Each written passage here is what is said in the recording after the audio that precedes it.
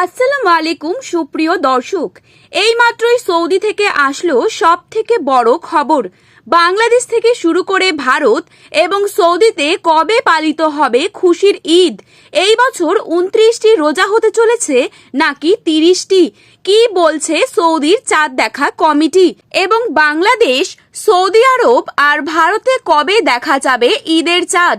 এই বিষয়ে সৌদি আরবের তরফ থেকে যে গুরুত্বপূর্ণ তথ্যটি চলে এসেছে তাই কিন্তু আমি আজকে আপনাদেরকে জানিয়ে দেব এই ভিডিওটির মাধ্যমে। বিস্তারিতভাবে জানতে হলে অবশ্যই ভিডিওটিকে শেষ পর্যন্ত মনোযোগ সহকারে দেখবেন। আর এই রকমই ভালো খবরের আপডেট পেতে হলে অবশ্যই আমাদের ইউটিউব চ্যানেলটিকে সাবস্ক্রাইব করে পাশে থাকা বেল আইকনটিকে প্রেস করে রাখবেন। তো চলুন বন্ধুরা, এক নজরেই দেখে নেওয়া যাক। আর বিশ্বের সমস্ত মুসলিম ভাই বোনদেরকে ঈদের শুভেচ্ছা বার্তা জানাতে হলে অবশ্যই আমাদের ভিডিওটির কমেন্ট বক্সে ঈদ মুবারক লিখে জানাতে ভুলবেন না। আমরা জানি রোজা শেষে শাওয়ালের প্রথম দিনই ঈদ উল ফিতর উদযাপন হবে, তবে কবে রোজা শেষ হবে তা নিশ্চিত হবে চাঁদ দেখার ওপর। চাঁদ দেখার ওপর কবে খুশির ঈদ পালন করা হবে সেই সিদ্ধান্ত নেবে চাঁদ দেখা কমিটি।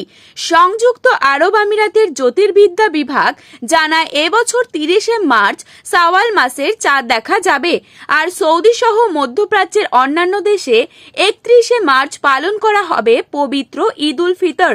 এর ফলে বাংলাদেশে শাওয়াল মাসের চাঁদ দেখা যাবে 31শে মার্চ সন্ধ্যায় এবং বাংলাদেশ ও ভারতে ঈদ উল ফিতর পালন করা হবে 1 এপ্রিল অর্থাৎ মঙ্গলবার দিন।